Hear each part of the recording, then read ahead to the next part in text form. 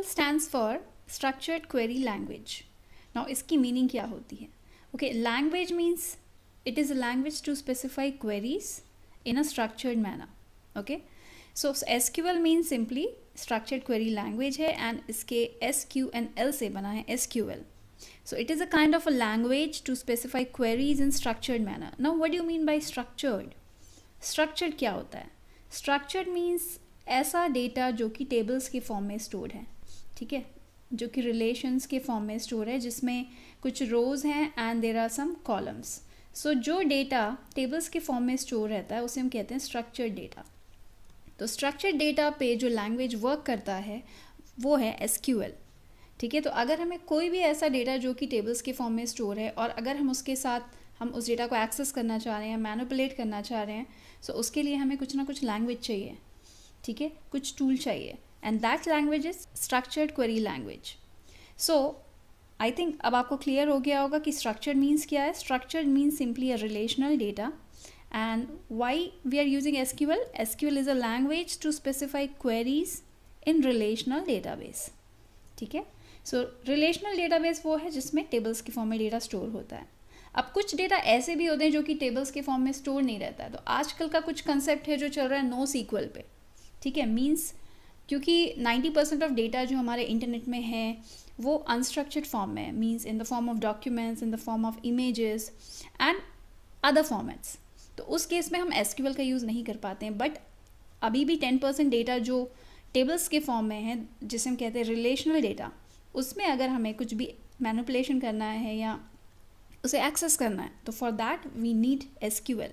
ठीक है, तो SQL एक स्टैंडर्ड लैंग्वेज है for different kinds of relational database management systems. Different RDBMS होते हैं, लाइक ओरेकल हो गया, PostgreSQL हो गया, MySQL हो गया. तो कोई भी तरह का RDBMS हो, उसमें SQL एक स्टैंडर्ड लैंग्वेज है जिसके थ्रू हम उसमें स्टोर डेटा को एक्सेस कर सकते हैं, मैनिपुलेट कर सकते हैं, रिट्राइव कर सकते हैं.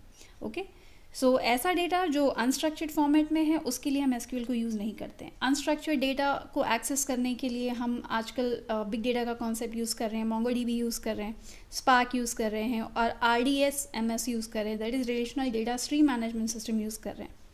सो स्ट्रक्चर्ड क्वेरी लैंग्वेज क्या है? It is a computer language for storing, manipulating and retrieving data stored in the relational databases. Okay, और what is relational databases? This is RDBMS, जिसमें डेटा किस फॉर्म में store रहता है? In the form of tables. Okay, and ये tables के form में जो डेटा स्टोर है, जो हम ये देख सकते हैं, ये सारे रिकॉर्ड्स हैं जिसे हम कहते हैं रोज, एंड जो आपको कॉलम्स दिख रहे हैं इसे हम कहते हैं एट्रीब्यूट्स और सिंपली कॉलम्स. सो अगर इस फॉर्म में डेटा स्टोर है तो this is what relational data. और इस पूरे डेटा मैनेजमेंट सिस्टम को हम कहते हैं रिलेशनल डेटाबेस मैनेजमेंट सिस्टम. और अगर हमें इसमें से डेटा रिट्राइव करना है या डेटा स्टोर करना है या सारे मैनिपुलेशंस करने हैं तो यूज़र किसके थ्रू इंटरेक्ट करता है? With the help of SQL language. So SQL allow करता है यूज़र्स को. Okay, SQL allows users to communicate with relational databases and retrieve data from their tables. So SQL हम कह सकते हैं. Now next important point, SQL is the standard language for relational database management system. So जो सारे RDBMS होते हैं, RDBMS कौन कौन से हो सकते हैं? लाइक यहाँ all the relational database management system like MySQL, MS Access, Oracle, Sybase, DB2, Informix, PostgreSQL and SQL Server. They all use SQL as a standard database language. Okay, and all the data in the RDBMS are stored in the form of tables, and these tables are simply collection of data entries. And these data entries consist of columns and rows. तो ये बहुत important point है. ठीक है, now we will come to the history of SQL. ये भी important है. sometimes हमें एग्जाम्स में क्वेश्चन आ जाते हैं या फिर ऑब्जेक्टिव क्वेश्चंस में, लाइक गेट नेट में भी इससे रिलेटेड क्वेश्चंस आते हैं. सो इसका स्टार्ट हुआ जो कॉन्सेप्ट SQL का कॉन्सेप्ट आया कहाँ से? एक पर्सन था डॉक्टर E.F. कॉर्ड, ठीक है, जिन्होंने एक पेपर पब्लिश किया था रिलेशनल मॉडल पे. ओके, रिलेशनल मॉडल पे जो पेपर पब्लिश किया था उसका नेम था a relational model data from large share data banks in 1970. ACM journal था उसमें. ओके, सो इन्होंने जो ये कंसेप्ट बताया रिलेशनल मॉडल का, उसमें इन्होंने मैथमेटिकल कॉन्सेप्ट का यूज़ किया कि डेटा कैसे स्टोर कर सकते हैं हम सिस्टम में और कैसे उसे रिट्राइव कर सकते हैं। इन सभी चीज़ों को प्रूफ करने के लिए उन्होंने यूज़ किया मैथमेटिकल कॉन्सेप्ट, और वो कॉन्सेप्ट है relational algebra and tuple relational calculus. So इनका हमने अलग से वीडियो देखा हुआ है, रिलेशनल अलजेब्रा क्या होता है, टपल रिलेशनल कैलकुलस क्या होता है। इन दोनों कंसेप्ट्स का यूज़ करके इन्होंने एक पब्लिश किया पेपर रिलेशनल मॉडल पे कि इस तरह का भी एक मॉडल हो सकता है जिसमें हम डेटा को टेबल्स के फॉर्म में स्टोर कर सकते हैं और उसे हम डेटा फेच कर सकते हैं और वहाँ डेटा स्टोर करके उसे मैनिपुलेट भी कर सकते हैं। सो इस मॉडल को एक स्टैंडर्ड मॉडल समझा गया और it was accepted as a definitive model for RDBMS, relational database management के लिए इसे एक स्टैंडर्ड मॉडल मान लिया गया। तो इसके बाद IBM ने क्या किया, इसी मॉडल को बेस मानते हुए उसने इम्प्लीमेंट किया इस रिलेशनल डेटा मॉडल को इन the form of SQL language. तो SQL लैंग्वेज को ओरिजिनली हम कहते हैं SQL, ठीक है। It stands for structured English query language, ठीक है। वाई? बिकॉज इसमें जो भी हम स्टेटमेंट्स या कमांड्स यूज़ करते हैं वो इंग्लिश लैंग्वेज से लिए गए हैं, like select, insert, delete, update, ठीक है, ग्रुप बाय, हैविंग, वेयर, ये सारे इंग्लिश लेटर्स है। इसका यूज़ हमने किया है SQL लैंग्वेज को डेवलप करने में। सो इसलिए IBM ने उसका पहले नाम दिया हुआ था SQL, ठीक है। और ये सिस्टम R प्रोजेक्ट था उनका, उसका ही एक पार्ट था। इन 1917 उन्होंने इसे डेवलप किया था। सो इसे बाद में शॉर्ट करके SQL को रीनेम कर दिया गया SQL में। तो इसे SQL भी बोलते हैं, SQL भी बोलते हैं, बोथ आर राइट, आपको जो बेटर लगता है आप बोल सकते हैं। सो SQL बाद में लेटर एक स्टैंडर्ड बन गया, ठीक है। ANSI का, अमेरिकन नेशनल स्टैंडर्ड इंस्टीट्यूट ने इसे एज अ स्टैंडर्ड डिक्लेयर कर दिया 1986 एंड ISO ने भी इसे एक स्टैंडर्ड डिक्लेयर कर दिया, इंटरनेशनल ऑर्गेनाइजेशन ऑफ स्टैंडर्डाइजेशन ने, इन 1987। सो स्टैंडर्डाइजेशन होने के बाद इसके डिफरेंट वर्जन्स भी बनाए गए, ठीक है। SQL 86, 89, 92, 99, 2003 एंड सो ऑन, ठीक है, अप टू 2016। सो अब इससे रिलेटेड बहुत से इसके वर्जन्स आए, बहुत से डायलेक्ट्स आए जो कमर्शियल सिस्टम्स के जो वेंडर्स थे, ठीक है, like Oracle, SQL server and different PostgreSQL, Informix, इन सभी ने इसके जो मेजर फीचर्स है सबको अपने में रखा हुआ है। जो भी insert, delete, update, basic commands है वो सब इसमें सपोर्ट करते हैं। इनके अलावा कुछ वेरिंग फीचर्स भी होता है जो उनके स्पेसिफिक वर्जन में होते हैं, और कुछ उनके खुद के प्रोप्राइटरी एक्सटेंशंस भी हैं जो कि स्पेसिफिक उसी वर्जन में सपोर्ट करते हैं। सो इस वजह से बहुत से कमांड्स हैं वो सारे वर्जन्स में कॉमन हैं, और थोड़ा बहुत वेरिएशन होता है, लाइक कॉन्केटनेशन के लिए किसी में प्लस साइन यूज़ होता है, किसी में डबल स्टिक्स यूज़ होते हैं, ठीक है। किसी में कुछ कमांड सपोर्ट करता है, किसी में कुछ कमांड सपोर्ट नहीं करता है। इसलिए जो भी आप SQL यूज़ कर रहे हैं, वेदर इट्स Oracle और MySQL और SQL सर्वर, आप उनका डॉक्यूमेंटेशन ज़रूरी से पढ़ें उन्हें यूज़ करने के पहले। हो सकता है थोड़ा बहुत जो माइनर चेंजेस हैं या उनके स्पेशल एक्सटेंशंस जो उसमें दिए गए हैं वो आपको जानना ज़रूरी हो SQL करने के पहले। बट हम यहाँ पे एक बेसिक मॉडल ले रहे हैं, बेसिक सिंटेक्स और बेसिक कमांड्स पे वर्क करेंगे जो सभी कमर्शियल सिस्टम्स में सपोर्ट करते हैं, सभी SQL वर्जन्स में सपोर्ट करते हैं। नाउ SQL के बारे में कुछ और इम्पॉर्टेंट पॉइंट्स हम डिस्कस करेंगे, like SQL is a domain specific language, ठीक है। It is a domain specific language means ये पर्टिकुलर डोमेन के लिए ये लैंग्वेज बनाया गया है।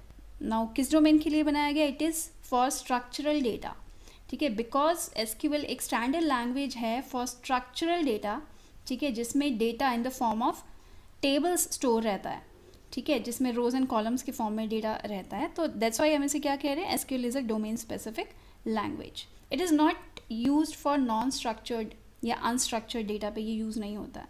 ये कहाँ यूज़ होता है? स्ट्रक्चर्ड डेटा पे। Second point, SQL is a declarative language. Declarative language in other words अगर हम कहें तो it is a non procedural language. Non procedural language means SQL allows you to declare what we want to do but not how to do। SQL के through हम ये specify करते हैं कि हमें क्या डेटा चाहिए, ठीक है। क्वेरीज में जब हम क्वेरीज लिखेंगे तो हम ये बताएंगे हमें क्या डेटा किस टेबल से चाहिए, कौन से कॉलम हमें शो करना है, बट हम इसे कैसे परफॉर्म करेंगे ये हम स्पेसिफाई नहीं करते. We do not specify the method और how to get those data.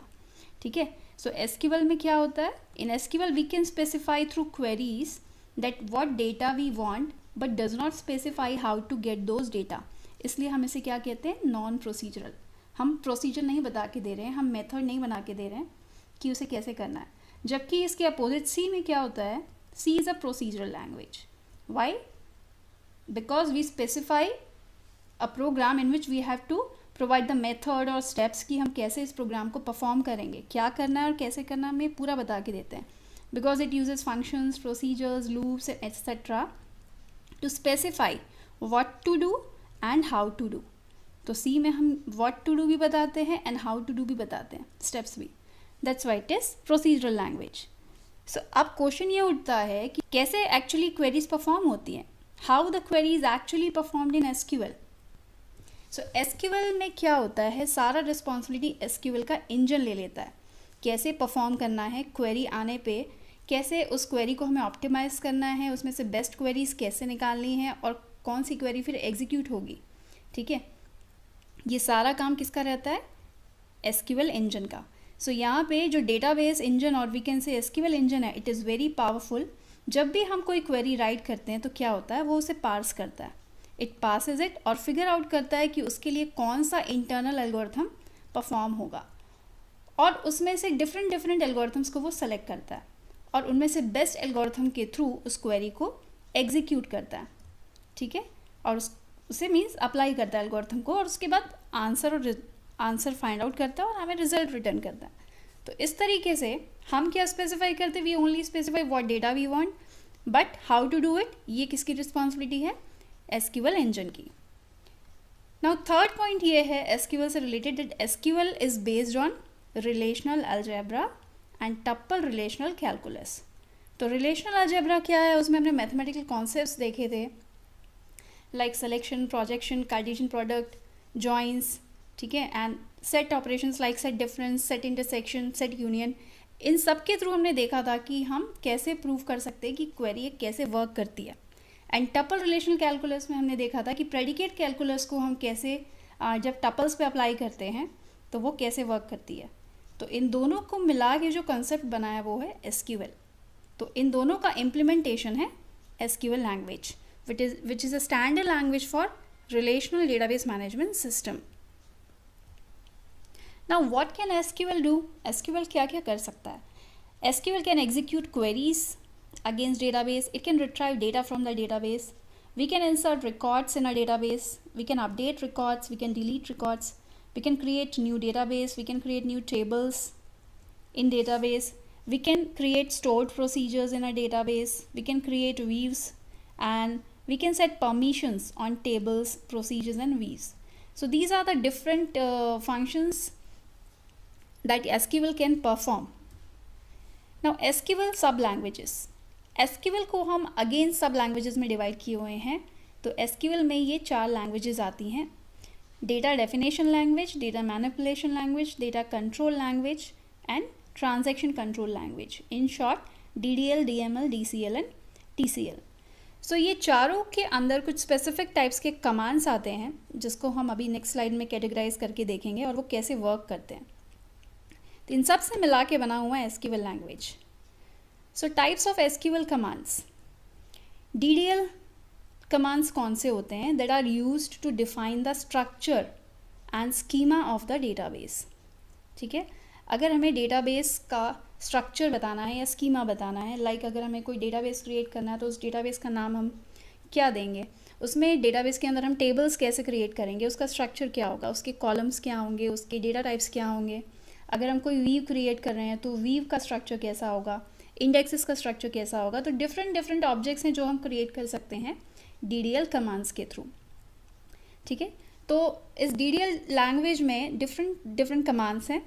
तो most commonly use commands create, alter, drop, truncate and rename. Create command is use to create a new table or new database. Alter command is used to alter or modify the structure of the database. ठीक है। Drop command को हम to delete a table from database, अगर हमें table को delete करना है। Truncate command में to delete all records from the table. Rename to rename a table. So data definition में क्या होता है, हम जो भी एक टेबल सपोज क्रिएट कर रहे हैं, उस टेबल का स्ट्रक्चर कैसा होगा, उसमें कौन कौन से एट्रीब्यूट्स होंगे, लाइक ए, बी एंड सी। हमने 3 एट्रीब्यूट्स दे दिए, उसका स्ट्रक्चर क्या होगा, उसका डोमेन क्या होगा, उसका नेम क्या होगा, एक हम स्ट्रक्चर बना के देते हैं। बट इसमें जो डेटा होता है, ये डेटा फीड हम यहाँ पे नहीं कर रहे हैं। ये डेटा कैसे फीड होता है, with the help of data manipulation command. Data feed होना और डेटा में जो हम ऑपरेशंस परफॉर्म करते हैं, ये सब किसके थ्रू होता है, DDL के थ्रू। और ये स्ट्रक्चर कैसे क्रिएट होता है, with the help of DDL commands. So data को अगर हमें डिफाइन करना है, मीन्स डेटाबेस को डिफाइन करना है या टेबल्स को डिफाइन करना, वो हम DDL लैंग्वेज के थ्रू करेंगे, ठीक है। और टेबल्स में अगर हमें कुछ नए कॉलम ऐड करने हैं, या उनका डेटा टाइप चेंज करना है, या इस टेबल को डिलीट करना है, ठीक है, ये टेबल को रीनेम करना है, तो इसको हम ये सारे कमांड्स के थ्रू करेंगे, दैट इज़ DDL कमांड्स, ठीक है। नेक्स्ट आते हैं DML, that is data manipulation language. तो DML कमांड्स किस लिए यूज़ होता है, DML commands are used for accessing and manipulating the data stored in the database. तो इस टेबल के अंदर जो डेटा स्टोर्ड है, अगर उसके साथ मुझे कोई ऑपरेशन परफॉर्म करना है या उस डेटा को एक्सेस करना है, तो for that we use DML commands, data manipulation language commands कहते हैं। सो 4 टाइप्स के DML कमांड्स हैं, select, insert, update and delete. Select को हम यूज़ करते हैं to retrieve data from the database. अगर हमें इस डेटा को फेच करना है जो कि टेबल्स में स्टोर है, या उसे रिट्राइव करना है, एक्सेस करना है, तो वी यूज़ सेलेक्ट कमांड। और ये most commonly used SQL command है, ठीक है। हम डेटाबेस को क्वेरी करने के लिए SQL का सबसे ज़्यादा यूज़ करते हैं। इंसर्ट कमांड, हम अगर न्यू रिकॉर्ड या न्यू रो इंसर्ट करना चाह रहे टेबल में, सो इंसर्ट यूज़ होता है to insert a new row into table.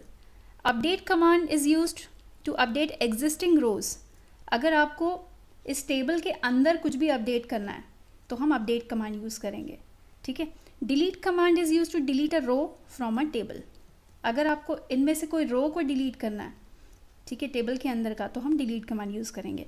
सो ये हम ध्यान रखें कि DDL में भी हम देख रहे हैं एक ड्रॉप कमांड है और एक DML में है डिलीट कमांड। इन दोनों में डिफरेंस क्या है, ड्रॉप कमांड को हम टेबल को ड्रॉप करने के लिए यूज़ करते हैं, डिलीट कमांड को हम टेबल के अंदर जो रिकॉर्ड्स हैं, जो रोज़ हैं, उसे डिलीट करने के लिए यूज़ करते हैं। तो ये ध्यान रखें।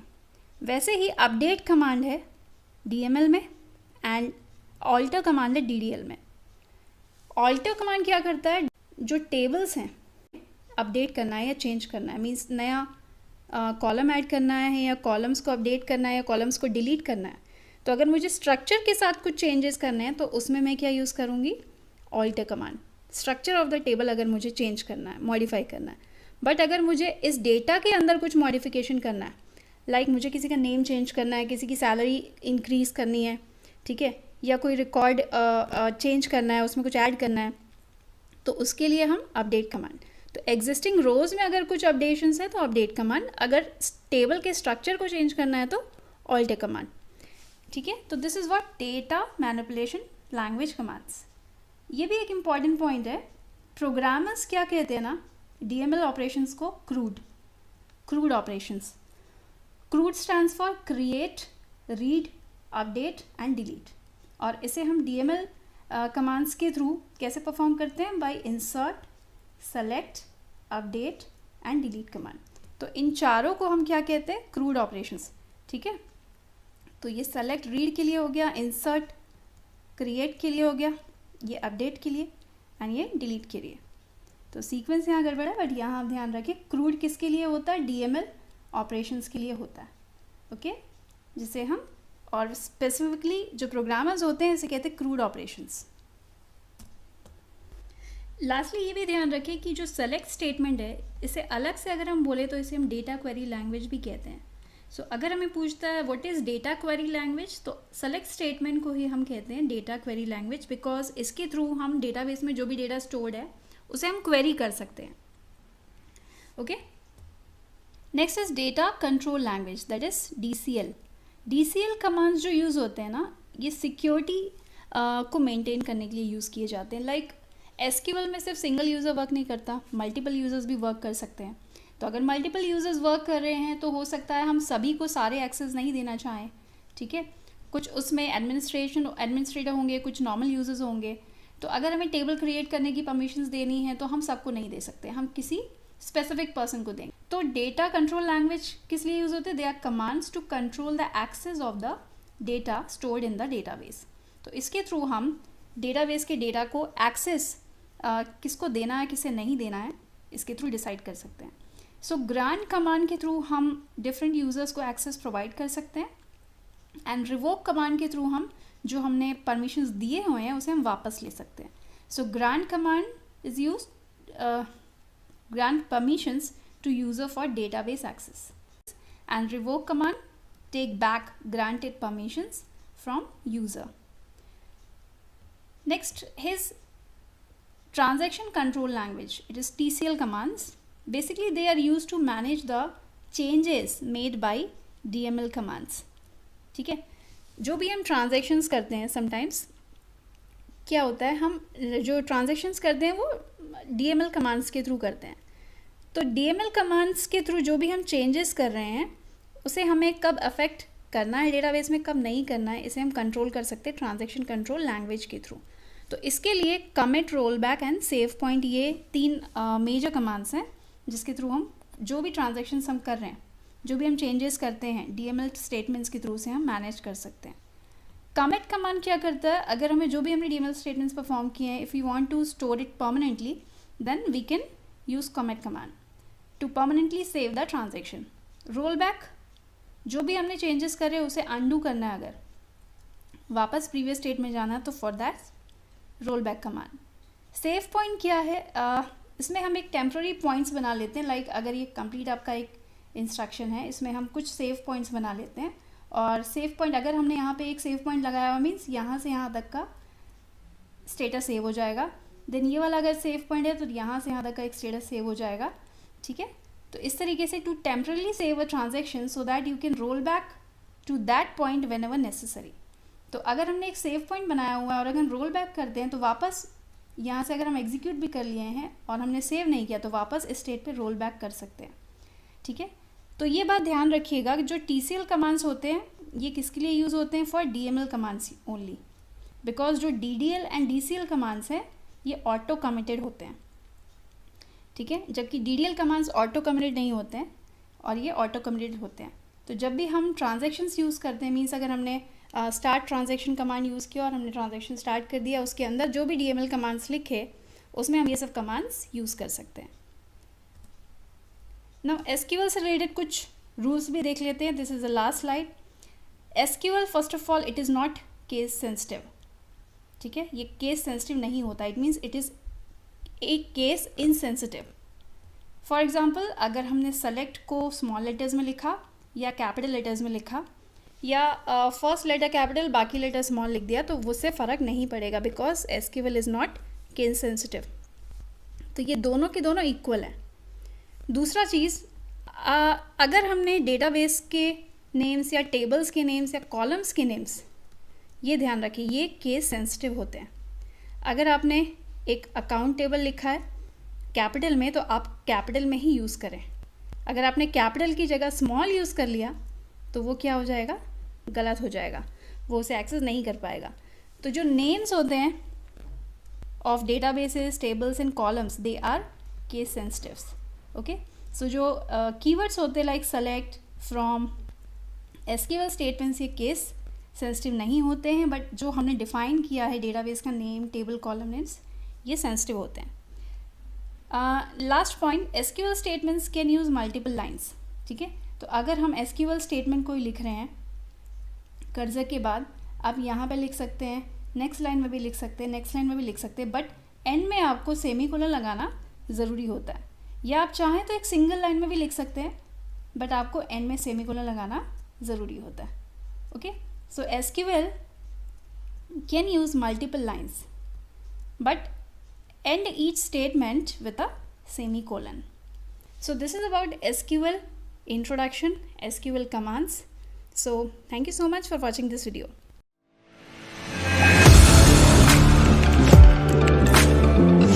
Audio Jungle.